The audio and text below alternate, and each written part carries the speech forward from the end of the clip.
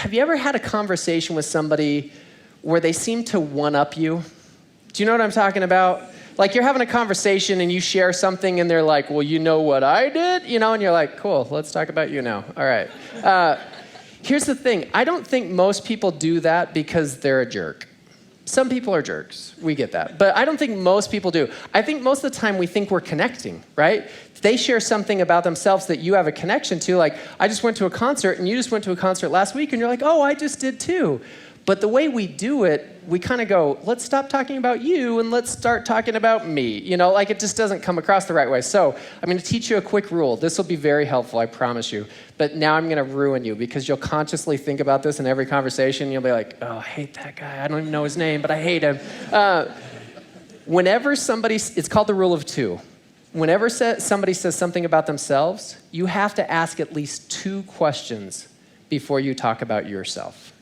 I say at least 2 because sometimes it requires 5 and sometimes 2 is sufficient. So let me give you a scenario. My family, we just bought a boat. Well, if I was just talking to somebody and they said something about getting a boat, well, it'd be natural for me to go, oh, we just got a boat too. But if I stop and let the conversation flow and go, okay, what kind of boat do you have? What do you guys like to do? Where do you like to go? Like just, there's a natural flow to where then our boat would come up, right? And then there's a connection that takes place, and it doesn't feel like you're hijacking it because the idea is that we're focused on being interested, right? Not interesting. It's about them. Because here's the truth. Influence is all about other people. Think about that. If no one is following you, are you an influencer? No.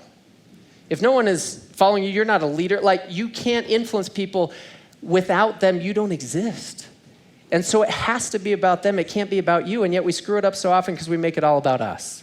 That's just the truth. That's human nature. And so I want you to remember to focus on being interested, not interesting. There's so many ways to apply it. Asking questions, listening, service, right? That rule of 2. There's many other ways to do it, but the principle rings true and it makes a huge difference in your relationships.